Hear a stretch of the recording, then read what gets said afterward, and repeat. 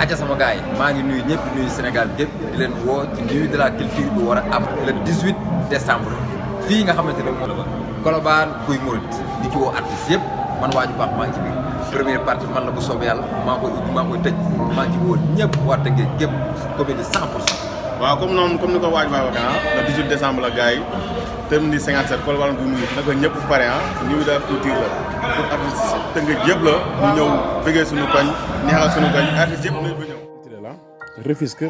terminus 57 incha allahu rabbi Rufisque terminus 57 incha allahu rabbi falaa amee man un ñanga dina ma fa teew may moromi artiste dinañ fa teew incha allahu rabbi comme ma fa dëgg neew ma sa bokk na ma si invitation yi nar a toj le 18 incha allahu rabbi Rufisque laa doon Tëngéej. ay mu ngi noonu gars yi lii xew-xew la xew-xew rek fan lay xewee ñu ne fii ci Tëngéej ñu ne fan ci Tëngéej ñu ne Guy Mouride ci Tëngéej lay xewee ñu ne kañ la ñu ne loolu le 18 décembre la ne nuit de la culture.